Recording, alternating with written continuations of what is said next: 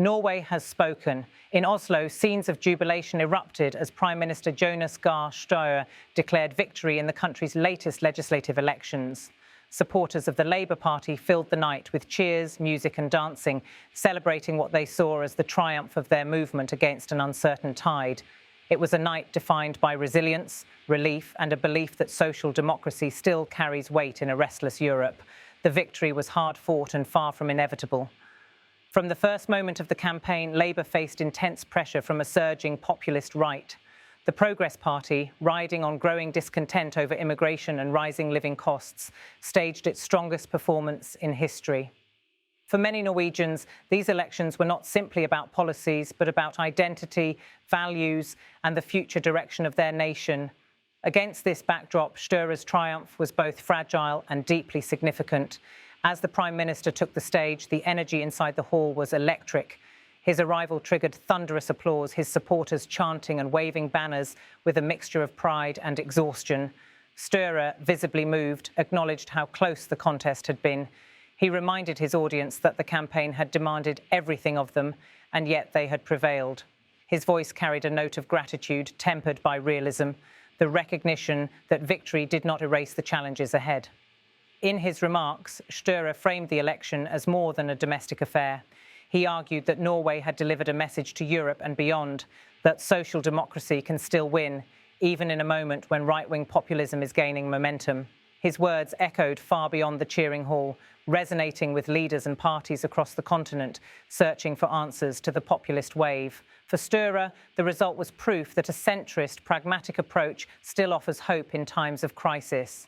Beyond symbolism, he laid out concrete promises. Chief among them was what he called a Norway price for electricity, a guarantee to shield households from the volatility of global energy markets. This pledge, designed to protect ordinary families, spoke to the heart of Labour's platform: fairness, stability and trust in public institutions. He also promised reforms in education, pledging to shift classrooms toward more reading and less screen time, a move intended to safeguard young minds in an era dominated by digital distractions. And he went further, proposing a 15-year age limit on social media platforms, a bold attempt to address the impact of online culture on youth development. For many, these policies reflected the unique role of Norway's social democratic tradition, not only managing the economy, but also shaping cultural life and safeguarding the next generation. They were promises rooted in a belief that government has a duty to protect its citizens from the turbulence of both markets and technology. Finance Minister Jens Stoltenberg, an experienced figure in Norwegian politics and international diplomacy, reinforced this message. He argued that Labour's position as the largest party, with more than 28% of the vote, offered the strength needed to govern effectively. Even as a minority government, he insisted, Labour could rely on parliamentary negotiations, drawing from the stability of past arrangements. His words were meant to reassure both the public and financial markets that governance would remain steady. The celebration, however, was not limited to senior figures. Young activists, like members of the Workers' Youth League, expressed optimism that their voices would be heard. For them, Støre's victory represented not only continuity, but recognition. They saw in him a leader willing to place youth concerns at the centre of policy, from economic fairness to education reform. Their statements carried the energy of a new generation eager to shape Norway's future.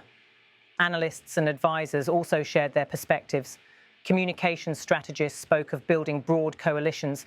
Economists described the outcome as a wonderful situation, and party members basked in the glow of victory. Together, their voices painted a picture of cautious optimism, the sense that Labour had not only survived a tough election, but emerged stronger and more capable of navigating the years ahead. Yet beneath the confetti lay deeper challenges. The Progress Party's surge cannot be dismissed. Its success reflects real anxieties over immigration, cultural integration and the cost of living, issues that resonate with a significant portion of the population. For Støre, governing will mean addressing these grievances without surrendering to the divisive rhetoric of the far right.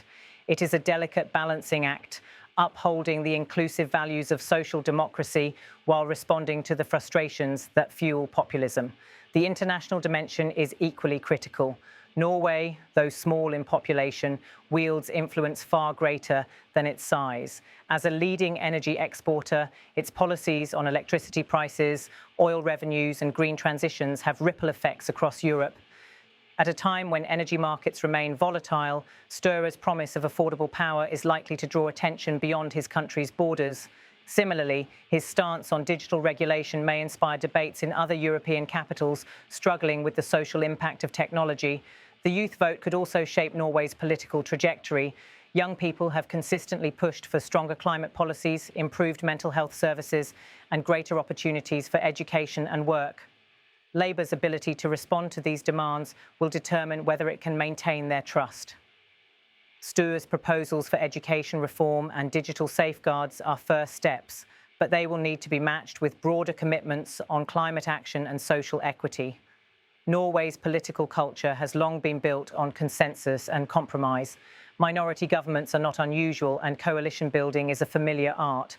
But in a polarised landscape where populists are gaining ground, consensus politics may become harder to sustain.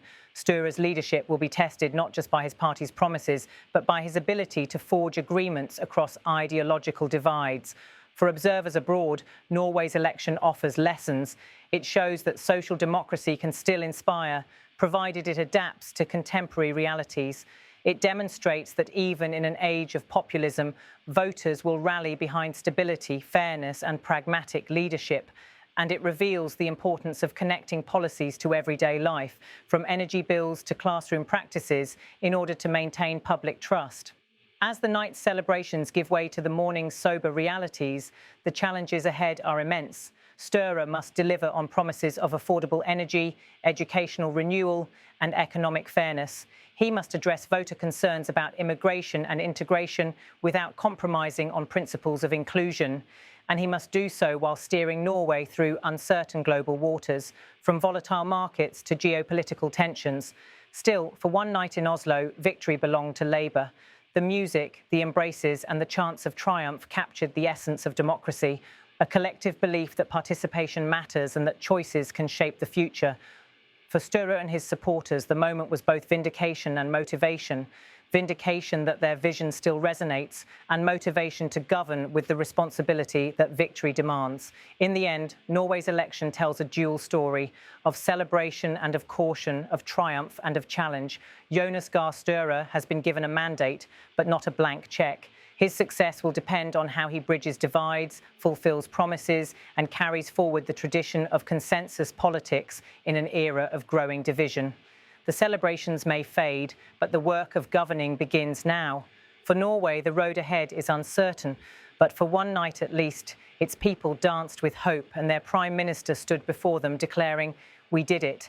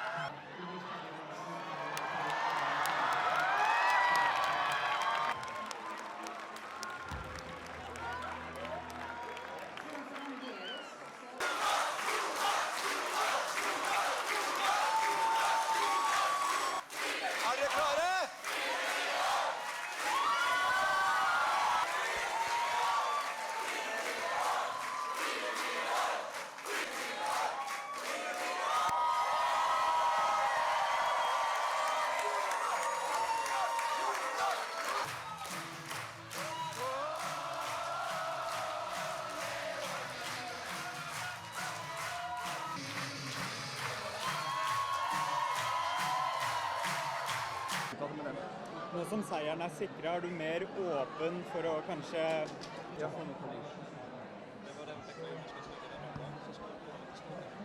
Winning elections before, but also losing them, and it's always better to win than lose.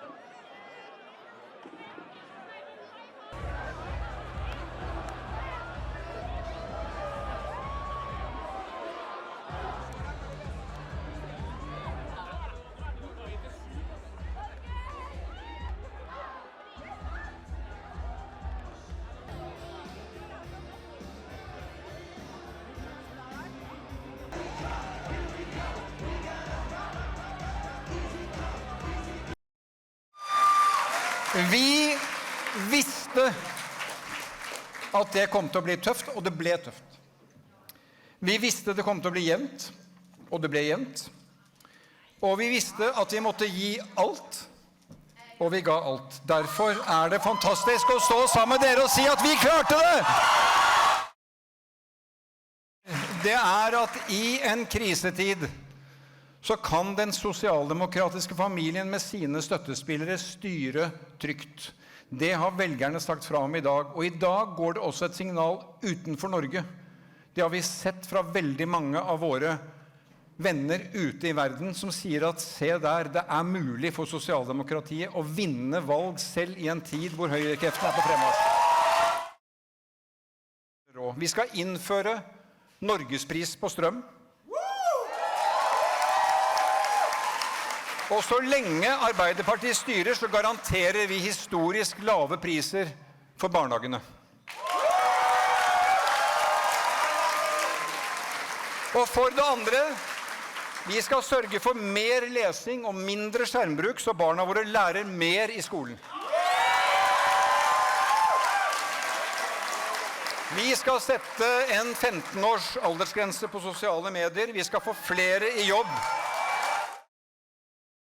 The same system where we had a minority Labour Party government that negotiated in the parliament. And I'm confident that will work also this time, not least because the Labour Party is so strong. More than 28%, by far the strongest party. That provides us with the basis, the strength we need to continue to govern the country. Jonas Gahr Støre will make a difference. More people will have more money in their pocket, and I think the young people will see that we are seen in Norway. And I am very positive that we are going to get a broad coalition with a majority on our side. So with this very strong position from the Labour Party, it's a wonderful situation. Absolutely.